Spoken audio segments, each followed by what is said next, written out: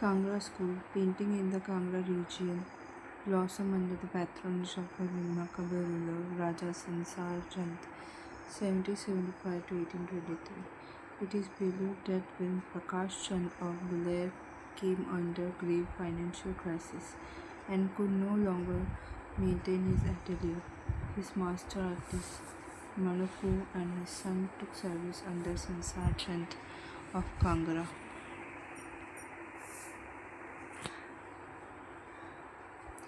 Sansar Chand ascended to the throne at the tender age of 10 years, after the kingdom had been restored to its earlier glory by his grandfather, Gaman Chand. They belonged to the Kachor dynasty of rulers who had been ruling the Kangra region for a long time, until Jahangir conquered their territory in the 17th century, made them his vassal. After the decline of Mughal power, Raja Ghaman Chand recovered most of the territory and founded his capital town of Tira, Sujanpur, on the bank of river Beas and constructed fine monuments. He also maintained an atelier of artists.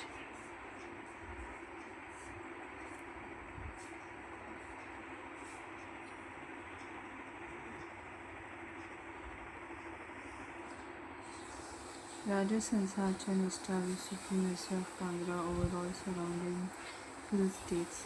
Tira Sujanpur emerged as the most prophetic center of painting under his patronage.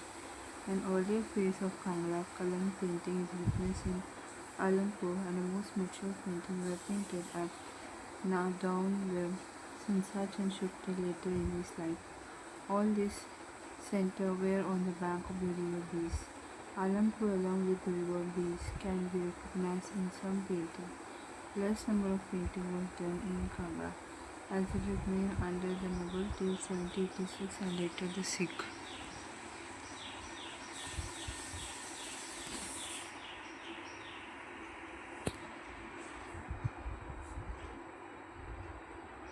Sansar Chand's son Aniruddha Chand, 1823 to 1831, too was a generous patron and is often seen painted with courtier.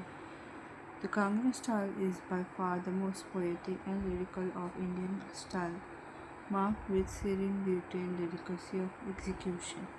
Characteristic feature of the Kangra style are delicacy of line, brilliance of color, and minuteness of decorative detail, distinctness in the delineation of the female face, with straight nose in line with the forehead, which came in vogue around the 1790s, the most distinct feature of this style.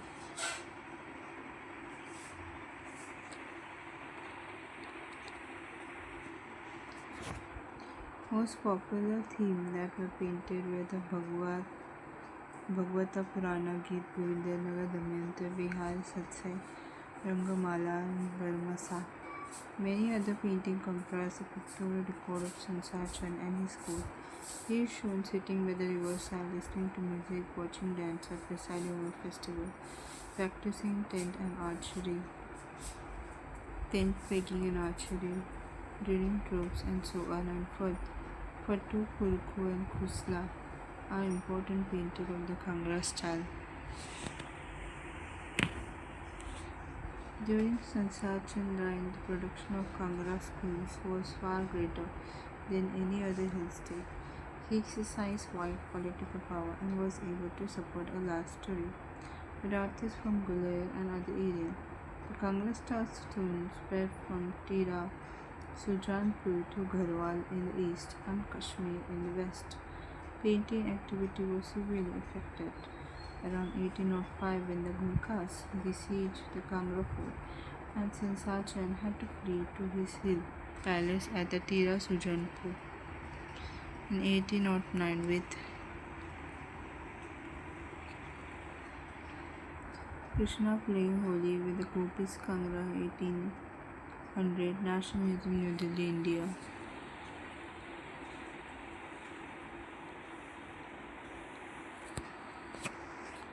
The help of Ranjit Singh, the Gurkha were driven away. The Sansar Chand continued to maintain his atelier of artists. The work no longer paralleled the masterpiece of the period 1785 to 1805. This series of Bhagavad Purana painting is one of the greatest achievements of Kangra artists.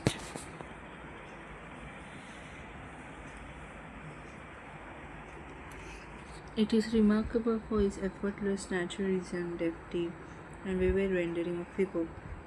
In unusual pose that crisply portray a dramatic scene. The principal master is believed to have been a descendant of nine so commanding much of his skill.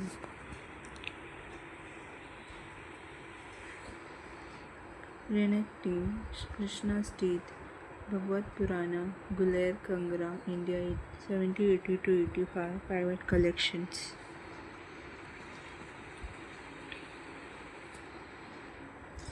This painting is a depiction from the Rasa Panchadhyayi, a group of 5 chapters from the Bhagavad Purana, devoted to philosophical concept of rasa.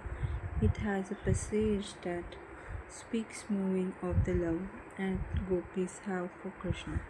Their pain is real when Krishna suddenly disappears.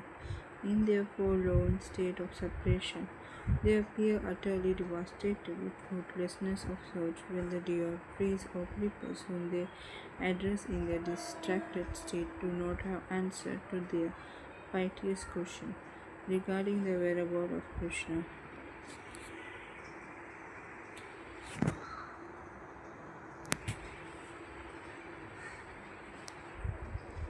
With mind engrossed in thoughts of Krishna, gopis recall and act his various leelas of feet, some of them being the killing of Putana, liberation of Yamla Arjun, after Krishna was tied to water by Yashoda, lifting of Mount Govardhan and rescue the inhabitation of Braja from the heavy down power and wrath of Indra, subduing of serpents.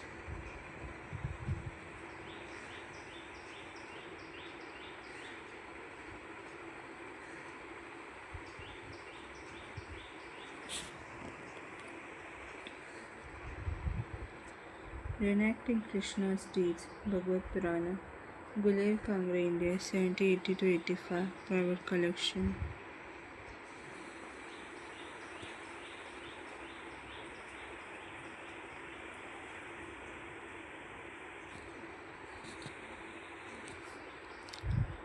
Kalia and the intoxicating calls and allure of Krishna flute. The gopi takes on different roles and emulate his divine sports.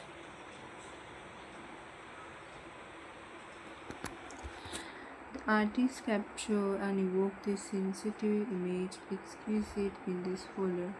On the extreme left, a gopi enact Krishna as she leaned forward and appeared to suck the bosom of another gopi who played the role of Putna and raised her hand to the head in response as if dying while her breath is being sucked away. Next to them, another gopi enact the character of Yashoda, who also with other gopis hold out her garments in a gesture of removing the evil eye after the young Krishna performed the brave feat of killing Putna. In the group beside towards the right, a gopi enact the motor to which another gopi who played the role of young Krishna is tied with a cloth band, while his mother admonishingly stand holding a stick in her hands.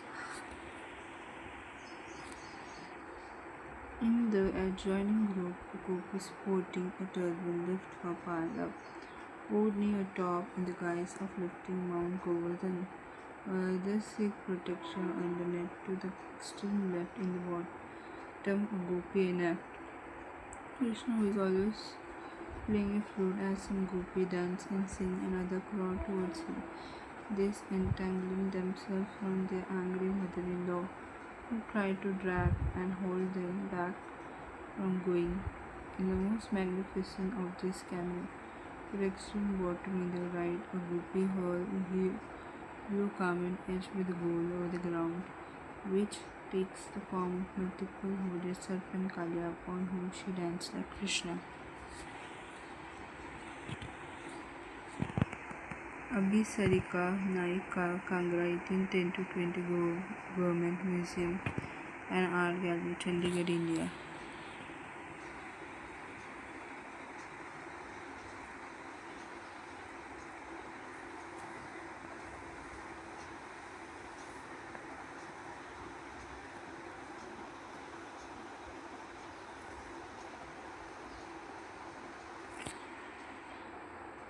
Depiction of Ashtanayaka or Eight Heroine is one of the most painted themes in Pahari painting involving the depiction of women in various disposition and emotive state. To mention a few, Utka is the one who is anticipating the arrival of her beloved and patiently wait for him. Swandi Utika is the one whose husband is the subject to her will. Vasaka Sajja awaits her beloved return from a voyage and decorated with flower in welcoming gesture. And Kala Hantarita is one who resists her beloved when he seeks to soften her pride and repent when it come back.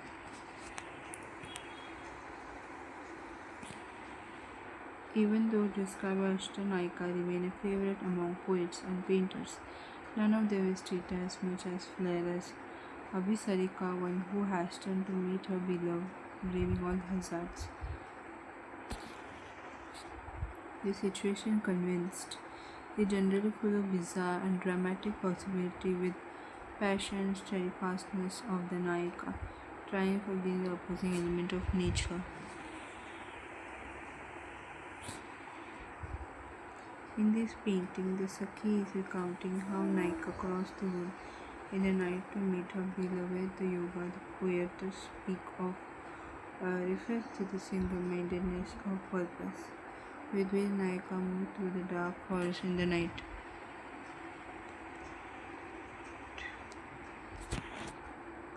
The broad iconography of the Abhisarika remain much the same. However, at times painters vary their rendering in some measure. The girls that usually appear in many versions are omitted here, with the darkness of the night, flashes of lightning, murky clouds snake hissing about in the dark, emerging from the hollow of the trees, and falling jewelry are all painted.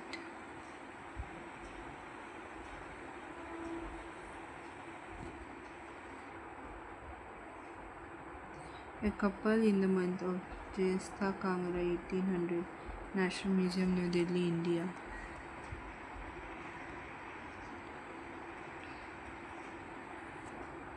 The Baramasa painting consists of 12 folios illustrating the mode of love or courtships appropriate to each month of the year had become a popular theme in the hills during 19th century. An account of Baramasa is given by Keshav Das in the 10th chapter of Kavi Priya.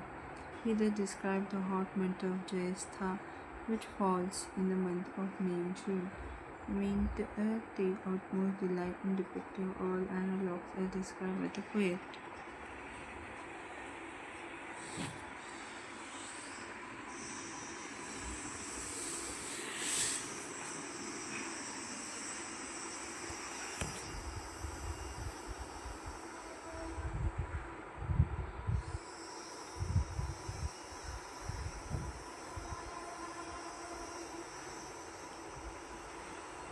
The Kangra school came to fore in the 1780, while the offshoot of the Basoli style emerged and continued in centers such as Chamba, Kullu, Nurpur, Manpur, Jasrota, Mandi, Bilaspur, Jammu, and others with some of their specific characteristics. In Kashmir 1846 to 1885, the Kangra in style initiated a local school of Hindu book illumination. The Sikh employed other Kangra painter eventually. There is a broad classification of three styles: Basori, Gulair, and Kangra. And scholar may have variant term for the same. However, these are indicative center from where the style travel elsewhere. Hence, in Jasrota, as one observed, the Gulair style become categorized under the Gulair.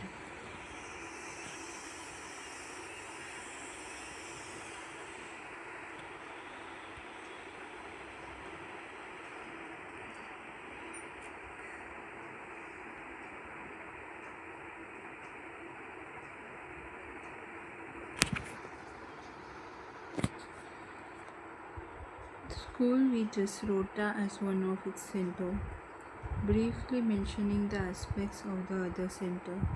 One fine portrait of the rule of Chamba in the 17th and early 18th century in the Pasholi style. Kullu emerged with a distinctive style. A figure had a prominent chin and wide open eye, and lavish use of grey and terracotta red color in the background was made. Shangri Ramayan is a well-known set painted in the Kullu Valley in the last quarter of the 17th century. Painting of these sets vary from each other in style, and thus it is believed that these were painted by a different set of artists.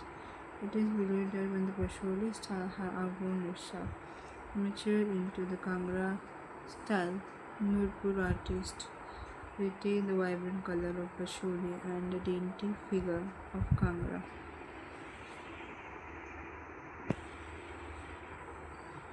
Due to martial relation between Pasholi, Mankur and few artists from Pasholi seem to have shifted to Mankur, thereby developing a similar school of painting.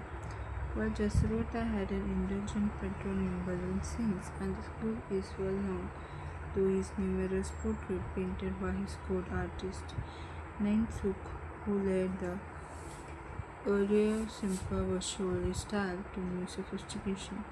This style of Nain Sukh is also referred to as Kuler Kangra style.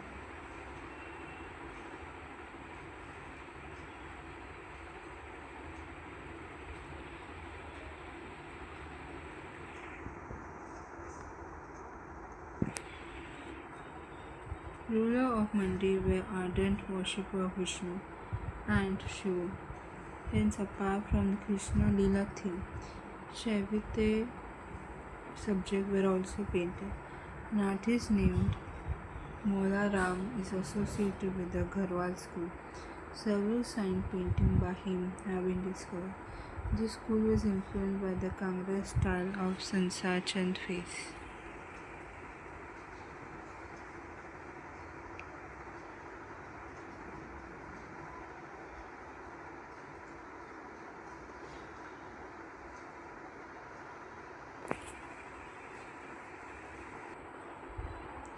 Awaiting Krishna and the hesitant Radha, artist Pandit Sev had two talented sons, Manak or Manuku and Nainsuk. Their contribution in the maneuvering the style of Pahari painting from the stage of Pasholi to that of Kangra is immense. Their son in turn represent the glorious period of Kangra.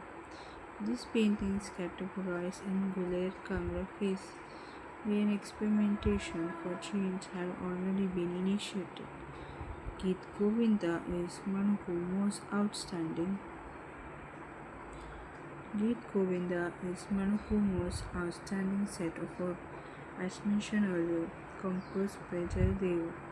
Geet Govinda began with description of how Radha and Krishna fall in love on the bank of river Yamuna. A delightful description of the spring followed, and the poet describes the sports of Krishna with other gopis. Ignored by Krishna, heartbroken, Radha sought in Bo as a friend. Saki described how Krishna continued to wander with the pretty cowherd's girl. After some time, Krishna feared remorse when started looking for Radha, and on not finding her, lament for her. The messenger now goes to Radha and tells her of longing of Krishna for her. Ultimately, he persuades her to meet him, and what follows is the mystic union. Though the characteristics are divine and enact the play as philosophical play, where Radha is a devotee of soul, and Krishna the cosmic power, in whom she is to be drawn. The love's fourth play here is rather human. In this painting, Radha is shown feeling shy and hesitant as she approaches the forehead area. Krishna is seen eagerly waiting for her. The source to this artist's imagination is the inscription on the reverse of the painting, which is translated as follows. Radha, Sakhi has come to know the secret that your soul is intent in the warfare of love. Now abandon your shyness, let your girdle tinkle merely and go ahead to meet your beloved. Rather lead yourself if with some favored maid. Grasp her hand with your finger, let her soft and smooth as love arrow march and let the jingle of your bangle proclaim your approach to your loved one.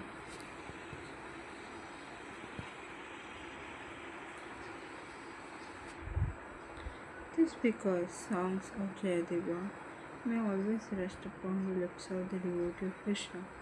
Ultimately, Radha accepted the advice of her companion and Jayadeva, thus described the following. Then she no more dealing entered the state.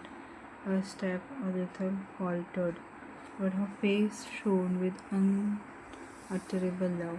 The music of her bangle passed the entrance. Shame which had lingered in her downcast eye departed shamed.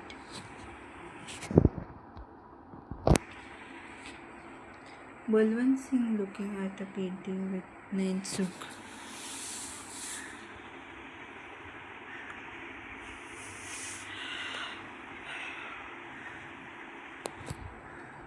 The painting depicts Prince Balwant Singh of Jasrota closely observing a painting that he is holding in his hand. A figure standing behind him politely bowing down probably represents none other than the artist of the painting, Nain-suk. This painting is probably a rare where Nain-suk painted himself with his patron. Balwant Singh is seated in his palace overlooking the lush green landscape, teeming with trees. The time depicted appeared to be that of early evening, and Nain-suk clutter-free composition is a self-indicator of quietude, peace, and tranquility. There are suggestions of Balwant Singh's temperament in the painting. He is smoking hookah sometimes that he usually indulges in during the spell of break between work. Musicians are definitely placed towards the outer edge of the painting so as to indicate their presence. The position in the painting suggested that they are not clamoring to be heard, but softly producing music, thus enhancing calmness while Balwant Singh remained engrossed in detail of the painting that depicts Krishna.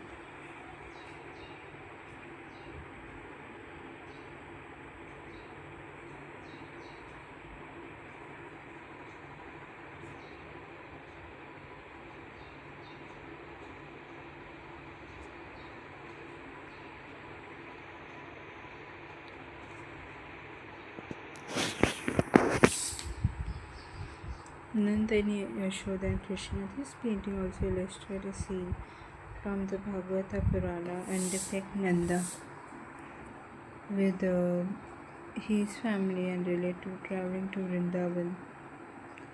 They found Gokul infested with demons. They bordered Krishna to one end and hence decided to move to a safer place. In the painting, Nand is seen leading the groups on his bullock carts and is followed by another bullock cart, wherein both brothers Krishna and Balrama and their respective mother Yashoda and Rohini are seated. Men and women carrying various household items and children are seen accompanying them. Detailing in the expression the activity they are indulging in are intriguing. The tilt of their head as they talk to each other. An expression of fatigue expressed with downcast eye because of the heaviness of load on their head, and a turned stretching of arm as one whom holds on the vessel on the head are all examples of amazing observation and excellent skill.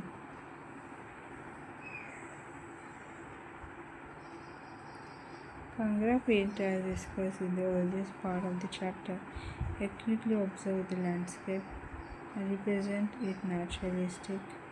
The details are eloquently expressed. One also observed flush cut composition, resembling a photograph, which lent naturalism to the painting.